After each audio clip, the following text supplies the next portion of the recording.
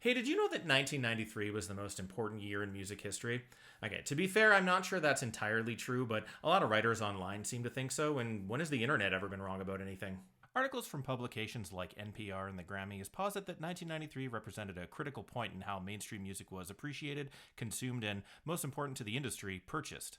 The so-called grunge and alternative music movements were hitting their peaks, older rock bands were releasing albums that were being enjoyed by new fans, and hip-hop and rap were starting to take off with mainstream audiences. As one of the last Gen Xers, I was just starting to become culturally aware around 1993, and TV and music were my two favorite things, so my 13-year-old mind was absolutely blown when I saw my very first episode of a little show called Saturday Night Live. The combination of topical humor, absurd comedy, and of course the musical guests made it a must-watch for me and everyone my age. I've recently been rewatching some of those episodes from my youth, and it got me to thinking about those articles that I'd read about music in 1993, so I wondered if we took a look at the 1993 season of SNL, whether or not we could kind of see those theories at play in the musical guests that were chosen to perform, how they performed, what songs they performed, and what the crowd reaction was to those songs. SNL's 19th season aired between September 25th, 1993 and May 14th, 1994, so while most of the episodes didn't actually air in 1993, I still think that season gives a pretty good flavor of musicality in 1993 because a lot of the acts will have been booked kind of after they became popular and culturally relevant. A cursory glance at the wide variety of musical guests in the 19th season seems to prove what our article writers were trying to say. The first three musical guests of the season are, in order, Nirvana, Cypher Hill, and Aerosmith. Other acts include Pearl Jam, Dwight Yoakam, Janet Jackson, and even Aretha Franklin. It also includes what would later become one of the more celebrated introductions of a musical guest for those of us who are fans of comedian John Mulaney. Salt and pepper! Before I get into it, I just want to clarify a bit about the term grunge. I'm going to use it in this video, but I'm doing so with the full acknowledgement that bands like Pearl Jam, Nirvana, and Soundgarden despise the term as a description of their music, and artists in general tend to dislike having their art siloed into labels created by marketing consultants.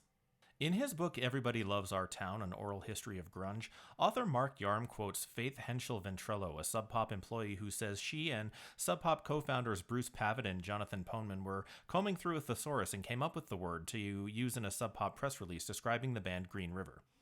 I'm going to try my best not to use grunge to describe a genre, more as a catch-all to refer to the style of music that became popular in the early 90s, comprising bands like Nirvana, Pearl Jam, Soundgarden, Smashing Pumpkins, STP, and those other bands that made music fans of those bands identified with.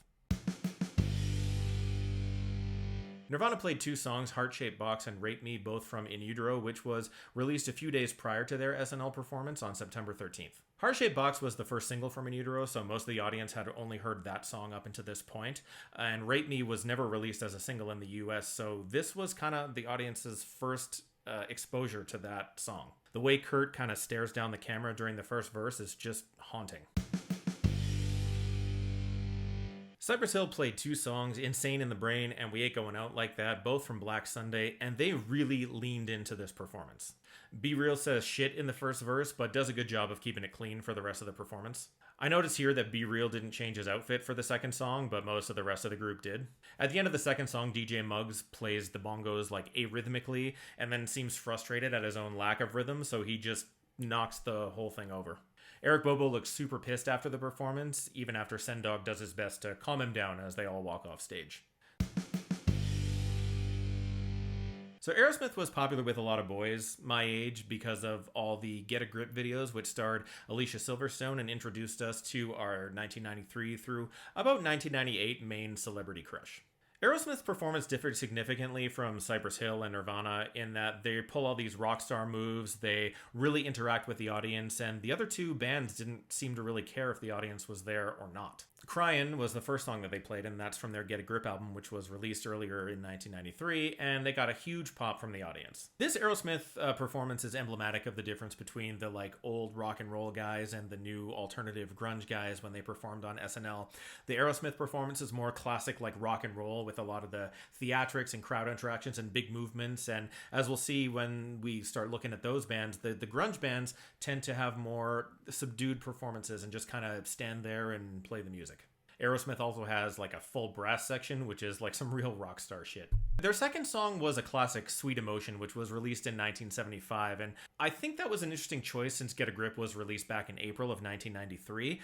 I think that might have been to like remind a new generation of Aerosmith fans that they did have like 20 years worth of back catalog, but I think it was also to pay kind of homage to the fans that have been with them the whole time and maybe tune in just to see them play one of the classics. Okay, Billy Joel played two songs, River of Dreams from the 1994 album and So It Goes, which was an older song of his. For the first verse of the first song, you can kind of hear one of the background singers and their mic is turned up way louder than Billy's, which was super distracting. And I think it was like kind of that percussionist who's just over his shoulder there. But by the first chorus, they got everything sorted out and the performance went on smoothly after that. I think the Billy Joel performance really exemplifies how 1993 was like a crossover year that saw the sunset of like older rock stars and the sunrise of the new grunge rock stars, but that people who are music fans could appreciate both differently. I mean, it was definitely an interesting time because you'd hear on the radio, you'd hear the new stuff mixed with the new stuff from the old acts. So we'd see, like an Aerosmith video, and then right afterwards would be a Cypher Hill video, or you'd hear Heart Shaped Box on the radio, and then the next song would be River of Dreams. So it was really kind of just an anything goes era in what qualified as popular music. Billy Joel did something similar to Aerosmith, where his first song was the one that was popular at the time, and then the second song was an older song of his. The second song is called And So It Goes, which was released on the 1989 album Stormfront, which includes his monster hit We Didn't Start the Fire. This is similar to the Aerosmith thing, where it's just kind of like an homage to his older fans, the fans who'd been listening to him for a long time. The crowd in the studio loved Billy, and they gave him huge pops after both songs. The Smashing Pumpkins played Cherub Rock and Today, both from Siamese Dreams, of course their breakthrough album from 1993. The performance couldn't have been any different from that of Billy Joel the week before. It was very similar to the Nirvana performance, where they just kind of stood there and played their music and didn't really pay attention to or interact with the audience at all. In typical Smashing Pumpkins form, the musicians were very subdued until kind of towards the end of the song, when Billy got a little bit more animated, and they give a very slight crowd acknowledgement after the first song, just a little bit of a wave and stuff. There's no thank yous, there's no bows. They just kind of stood there after the song was over, and to be honest, it was just a little bit awkward.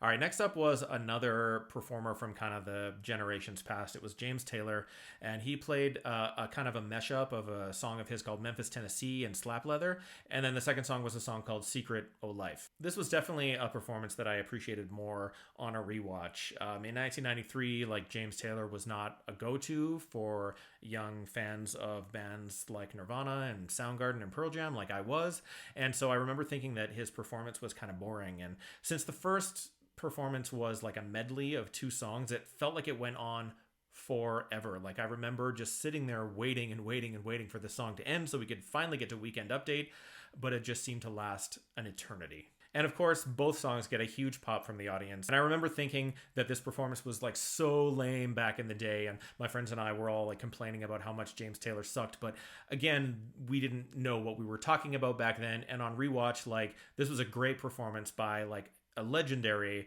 folk singer artist, and we really didn't appreciate it at the time. All right, Stone Temple Pilots were just starting to break through at this time, and Core had just come out, and it was one of my favorite albums of the time. So they played two songs. They played Creep and Black Sunday, and of course Creep was the big single, so the crowd was loving that. They were super into it. Poor Robert DeLeo's backup vocals were just not on point for this song. If you get a chance to watch it, you can hear he was just a little bit off. It was not his best showing. STP gave a really, really good performance, and they were getting a lot of criticism at the time for just being kind of a Pearl Jam sound-alike band. They had similar song structures, and I think a lot of that had to do with the sound of Scott Weiland's voice. Sounded a little bit like Eddie Vedder, and one of the more famous criticisms actually from Saturday Night Live, when David Spade said that he liked STP the first time he heard them when they were called Pearl Jam. That's how he said it, that's not me. They did get a massive pop from the audience. I do think Core was a pretty popular album, and a lot of people were enjoying that style of music. Again, I'll call it grunge, and STP was firmly in that camp. It was a very subdued performance, especially in the first song, but the second song was a bit more up-tempo and definitely got the crowd engaged. And of course, Scott Weiland singing through the bullhorn, that became kind of a thing for him. And let's not forget that Core only came out 2 months before their performance here on SNL. Given that, and considering that, not everything worked out for them technically on the show, it was still a really great performance, and I think the audience really liked it. Former Replacements guitarist Paul Westerberg was embarking on like a bit of a solo career, and he played 2 songs on SNL here. Knockin' on Mine, which is from the album 14 Songs, which was released in 1993, so it was the current song.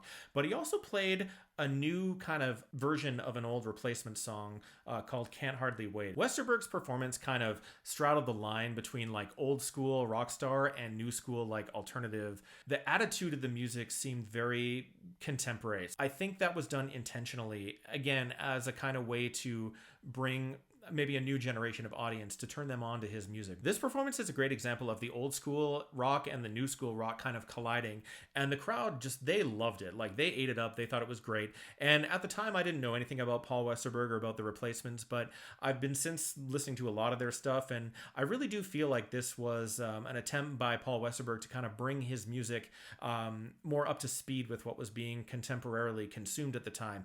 And he does like a phenomenal job of it. This version of Can't Hardly Wait is probably one of the best versions of the song that I've ever heard. There are a couple versions out there. Of course, there's the original Replacements version, and then there's one on a B-sides compilation that's called the Tim's version of Can't Hardly Wait, and it's kind of got the same distortion, but it's got different lyrics and no brass section. And I think what Paul Westerberg did with this performance by bringing in the distorted guitars and keeping the brass section really kind of cemented that link between his old school Replacement roots and what he was trying to do with his solo career in 1993, and kind of modernize or contemporize his music a little bit more. And finally, not to sound too pretentious or anything, but I do think that this performance is kind of a microcosm of what was happening this whole season on SNL, and it was the collision of old and new music kind of coming together to create something that the audience really, really liked.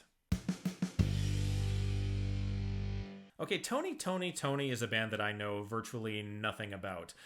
They did play 2 songs on SNL, one called If I Had No Loot, and the second one was called Tell My Mama. And since I've already borrowed from John Mulaney a little bit, I'll do it again and say, if you can't tell from the everything about me, I'm not really a fan of R&B music, or of what Wikipedia classifies Tony as progressive soul.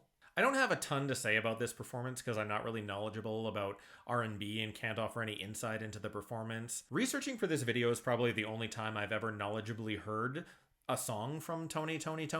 I can definitely see why they would have been popular back in the day. They're obviously very good artists. The crowd was pretty good. I think the response was more like medium, but they did put a lot of effort into the performance.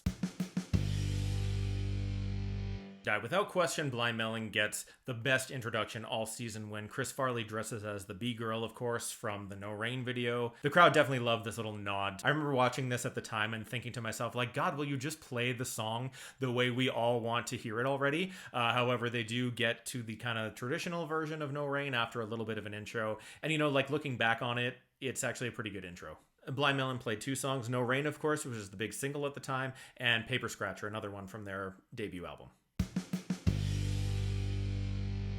Counting Crows were a huge band at the time, and August and Everything After was one of those albums that everybody had. So I was super excited to watch the show, not just because I was a fan of the Counting Crows, but also because the girl I had a crush on in junior high was also a big fan of the Counting Crows. So I thought she might watch the performance, then I'd finally have something to talk with her about on Monday morning when we got back to school.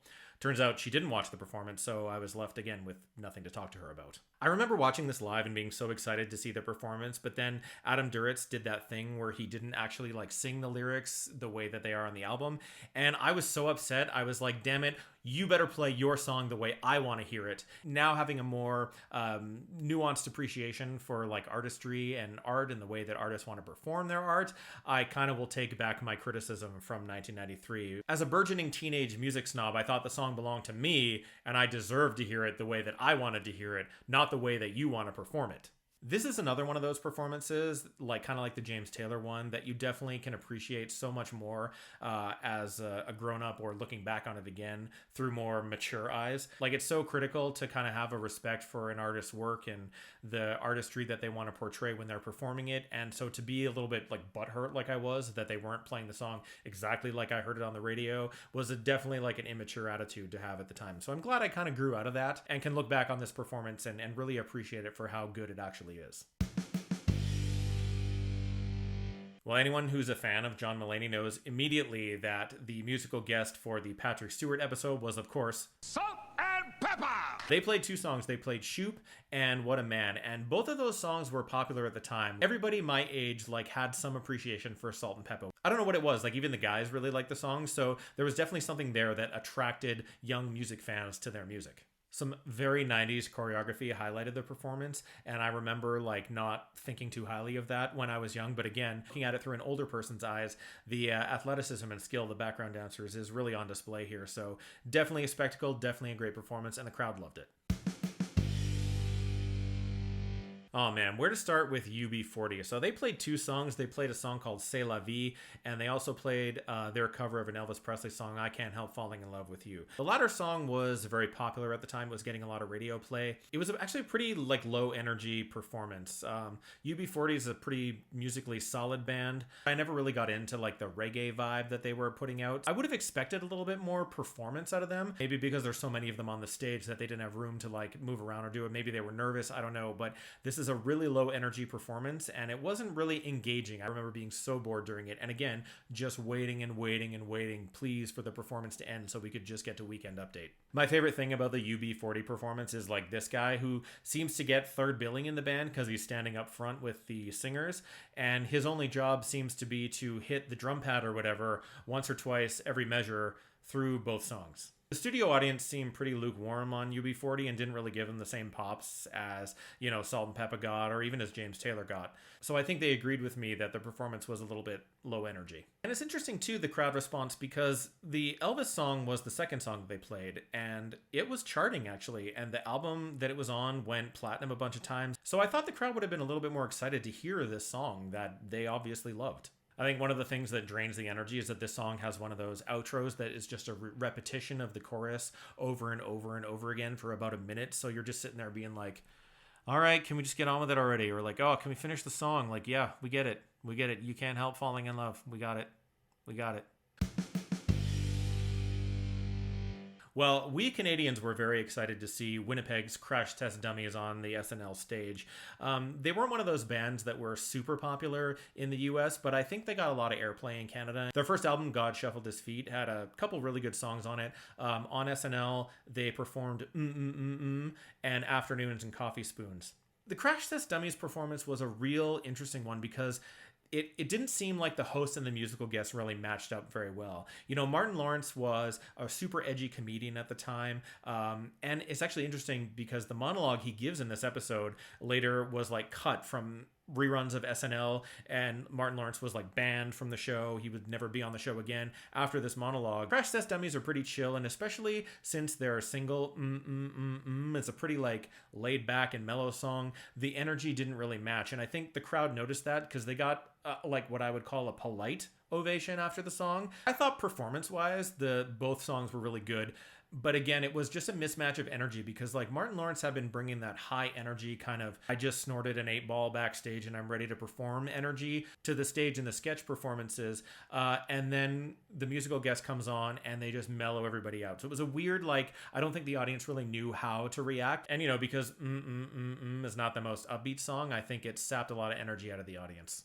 And so to sum things up, this is one of those shows on SNL where the guest host and the musical guest didn't really mesh up very well. And you could say that about a few of the other host musical guest combinations in this season, but I think this one highlights it the most starkly. To go from Martin Lawrence to is quite a difference in energy levels.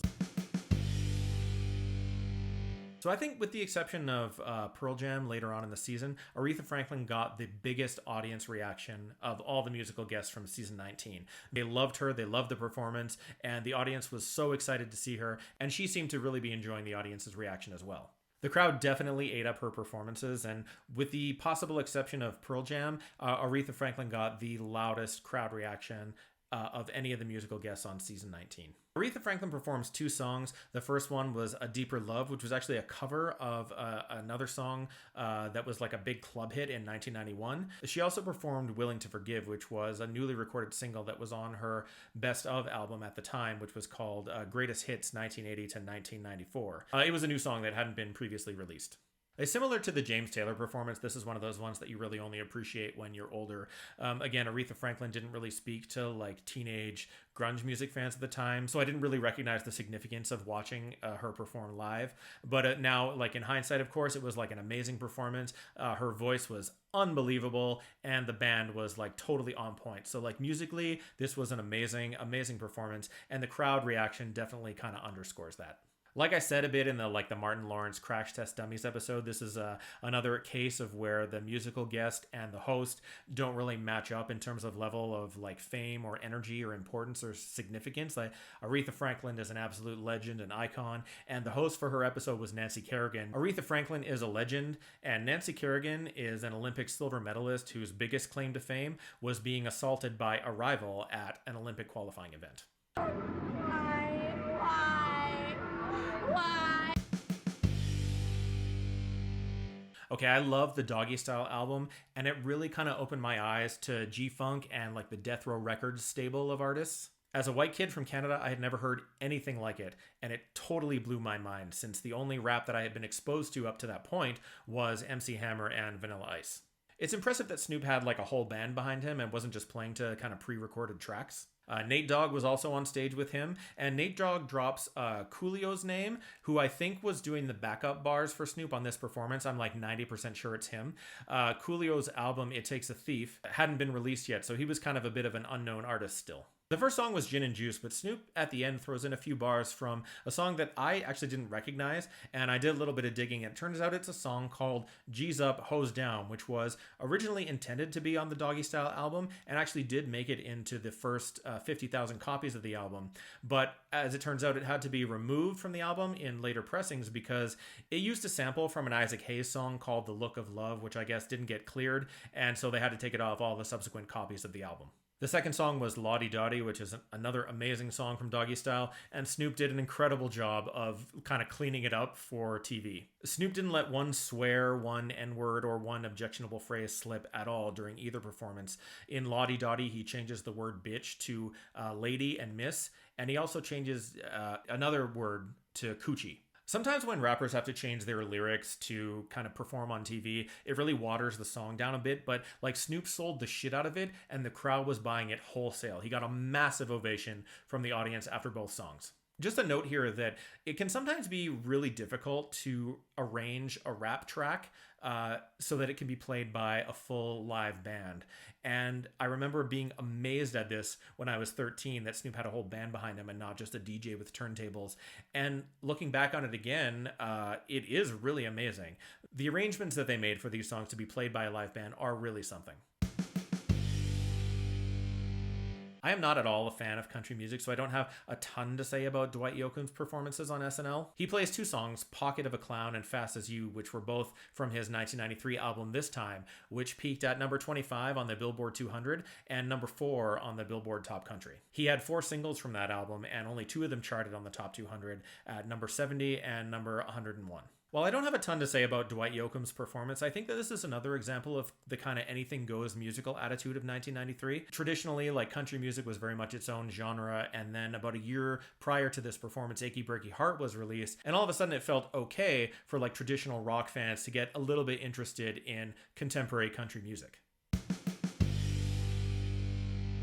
All right, for anyone who is a fan of so-called grunge music, this was easily the most exciting performance since the season premiere when Nirvana was on. Pearl Jam's performance was punctuated by the fact that it happened only a week after the discovery of Kurt Cobain's suicide, and that added a little bit of emotional weight to the performance, not just for the audience, but for the band as well, who were now, whether they liked it or not, the standard bearer of the so-called Seattle sound. SNL, I think, also realized the cultural importance of this performance because they gave Pearl Jam 3 slots instead of the traditional 2. They played 3 songs from Versus, their second album, Not For You, Rearview Mirror, and Daughter. Their performance was stoic as per usual with Pearl Jam, with the exception of Jeff Ament, who was kind of jumping all over the stage and by the third performance was so tired he had to sit down. But the music definitely stood on its own. They absolutely crushed the performance, and the studio audience agreed, giving them for all 3 songs what was easily the loudest ovation of the whole season. In the farewells that night, Eddie Vedder pulled back his flannel and revealed a K on his t-shirt over his heart. And I think that was like the perfect amount of acknowledgement of kind of the pain that music fans were going through. And it was nice to see that the band acknowledged the importance of their performance as well. It was definitely like a very Pearl Jam way to acknowledge the gravity of the moment, and it was a lot different than, say, like Shannon Hoon's tribute on The Late Show with David Letterman when Blind Melon performed. We'd like to say goodbye to Kurt Cobain. I remember at the time thinking how meaningful it was to have one of Kurt Cobain's kind of musical contemporaries acknowledge kind of the questions and the sadness and the disappointment and the anger that we were all experiencing after he decided to end his life. The penultimate episode of the season saw venerable rockers The Pretenders play 2 songs from their 1994 albums Last of the Independents, Night in My Veins, and I'll Stand By You. I'll Stand By You was the single from the album, and it did actually really well on the charts. Hit number 11 on the Billboard Top 40 and 16 on the Top 200. I remember hearing I'll Stand By You a lot, like on the radio and stuff, and thinking it was like a nice ballad to maybe dance to at a junior high dance, but I never really got into the Pretenders. I did go back and listen to a lot of their stuff while I was researching this video, and it just never really clicked for me. So a matter of personal taste, you know, not an artist that I identify with, but certainly like the crowd loved it, they loved the performance, and obviously it was a very musically competent performance from an experienced rock band. And season 19 wrapped with Janet Jackson. She got a massive pop from the studio audience, and they just loved her performances. And this was yet another one of those performances that really kind of underscored the difference between like the rock band performing and the rap performers and the grunge performers and the hip hop and R&B performers. In terms of the pacing and the tempo of the act, what they chose to have on stage with them, and the fact that there were background dancers and choreography. The first song was Throb, and it was really more of like a dance performance as opposed to like a musical performance. You can clearly see that she's lip syncing some of the verses, but you know, you can't blame her because she's putting in a lot of that work, and it would have been really hard for her to sing properly after having to do all those demanding dance moves. The second song, Anytime, Anyplace, is a lot more of like, you know, like a song because she actually like sings it. And I'm not a huge pop music fan, so I don't really feel like I can give an honest critique of her performance, except to say that the difference in energy between the first and second performance kind of really speaks to Janet Jackson's ability as an artist to kind of play to the crowd. You know, she had them right there with her during the first performance, and they were really into the song. And then in the second performance, she just kind of sits in the chair and lets her singing and her artistry kind of speak for itself. And the crowd response to both songs was still really, really good. So that was the 19th season of SNL and their musical guests. If we look at the season through the eyes of a TV audience, then without question the explosion in popularity of certain musical genres, new acts, and the resurgence of performers from previous eras matches the excitement of the times. And I think the same can be said for those who saw all those performances live in studio. In his book Grasping for Airtime, 2 Years in the Trenches of Saturday Night Live, featured cast member Jay Moore devotes a whole chapter to the musical guests during his 2 seasons on the show, with his first being season 19. During my 2 years on SNL, the show had the greatest musical guests in its history, he wrote. While the book is primarily about his mental health struggles during his time at SNL, you can't help but occasionally supplant your sympathy with jealousy when Moore describes his encounters with the show's musical guests. He talks with a measured excitement about watching Nirvana rehearse, his disdain for the Crash Test Dummies performance, saying that they stunk up the joint, and an encounter with Scott Weiland of Stone Temple Pilots in an elevator where he made vague threats against David Spade for saying STP sounded like a Pearl Jam cover band. Moore also opines on Aretha Franklin's breasts, how ugly he thought both Billy Joel and Dwight Yoakam were, and how Eddie Vedder brought him into Pearl Jam's dressing room for a command performance of his Christopher Walken impression.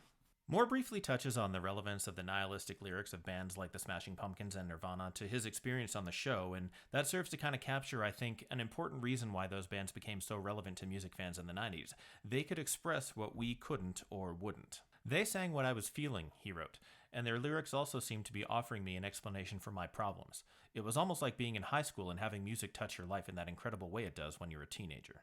And he's right. Speaking as someone who was a teenager when the 19th season of SNL aired, we looked up to every act we saw on the show that year.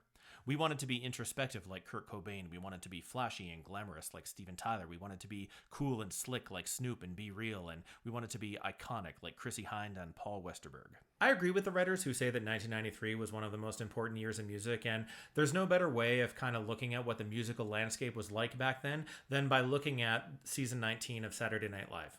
There was a little bit of everything that was making an impression musically in the world, and it was a little bit of everything that was coming to us live from New York every Saturday night. We came for the comedy, but we stayed for the music, and the music has stayed with us even after all these years. Thanks for watching, guys, and I'll see you next time.